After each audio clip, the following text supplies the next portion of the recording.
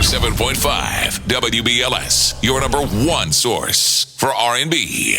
All right, it's 107.5 WBLS, Deja Vu in the afternoon, talking to someone who is so influential, so powerful, especially when it comes to matters in the Black community. Now, we have this young man who is always putting it down for WBLS, holding a show on our sister station as well, on 1190 WLIB. But he's right here today, Deja Vu in the afternoon, welcoming Reverend Al Sharpton. How you doing today, Rev? Good. How you doing, Deja Vu? I am good. I'm good. I'm a little stressed, though, Reverend.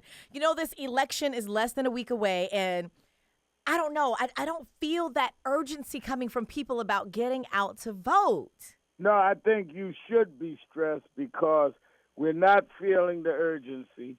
And if you read the papers, and I've been traveling a lot with National Action Network, we've been seeing the numbers in early voting states. We don't vote early in New York, but Right. in North Carolina and Florida, the number of Black voters have gone down 15 to 20% than they were at this point in early voting in 2012. Mm-hmm. And I'm stressed. That's why I've been on the road about it, because all the marching and all the things that we've been doing around these shootings, police shootings and other things, will mean nothing if the same people get into Congress, get into state houses, and won't change the laws. And if we get a president that is saying, I'm on the other side of all of these issues. So people need to get out and vote, whether they vote for who I agree with or you agree with. They need to vote. This is more at stake than who turns you on. It's about what's going to turn us out, and that ought to be our interest. What do you say to people who are still at this point on the fence about who they want to vote for, considering, you know, they've just come out with something about Hillary and some emails, this FBI thing that just happened with Comey. Then you have stuff happening with our sister, Donna Brazil, and an unfair advantage, you know, going towards the Clinton camp. What do you say to people who are kind of pushing back against that? I would say sit down and write out or either put on your social media, however you take your notes. What are the things that you're most concerned about? Are you most concerned about health care, education? What are the things that reach you? Are you concerned about policing?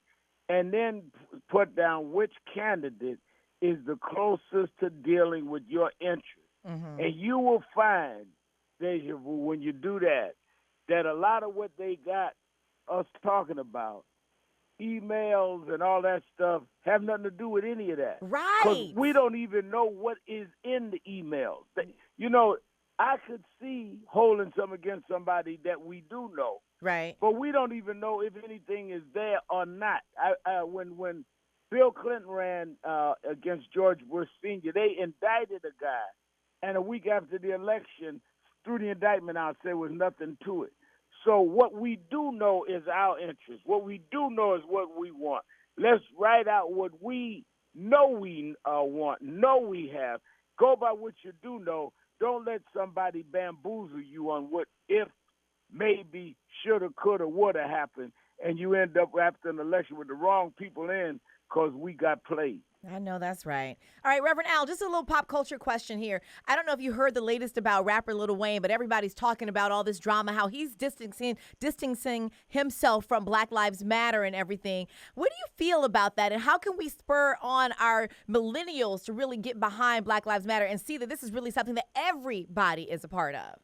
Everybody's a part. You know, when we had started in the whole case around Eric Garner, then went to Ferguson and all, we started hearing the slogan. We all picked it up, like we picked up no justice, no peace. For anybody to distance themselves from the fact that their fans are saying, the people that make them who they are, the people that make them wealthy are saying, we matter. Why would you distance yourself from that, but not distance yourself from our supporting you and buying your product? I mean, let's be real about this. The only reason anybody's a star is because somebody's on the ground looking up to them. If you're looking down on me saying I don't matter, maybe I'm looking up to the wrong star. Preach it, Rev. Preach it. All right, and in closing, as we are about to wrap up 2016, what's on the docket for you for next year with National Action Network? Where are we going, and what are your platforms for the 2017 year? we're going to kick off early, as we do every year, with the Martin Luther King holiday, second week in January, having all of the elected officials come to the House of Justice and lay out what are y'all going to do about education, what are you going to do about health care, what are you going to do about policing. Every Monday, our young people meet at the House of Justice for huddle, and this is a youth event where they express themselves every Monday night at 145th and Lenox at the House of Justice. And every Saturday morning, we convene the action rally 9 to 11, and it's live on WLIB, and we do it in front of those that come. So people don't have to guess what National Action Network and I are doing. We meet every week at Saturday morning. If I'm in China, I'm back on Saturdays. Young people meet every Monday night, and you can go to the website, www.nationalactionnetwork.net, and people can always know 24/7 we're on the case. Love it. Thank you so much for calling, Reverend Al. And please, after the election, come in. I want to talk to you so we can really chop down what's going on for this new president that we're going to be having. Whoever it is, we have to hold them accountable, and we've got to let people know what's going on, and there's no better way of letting them know than getting on in the afternoon with Deja Vu.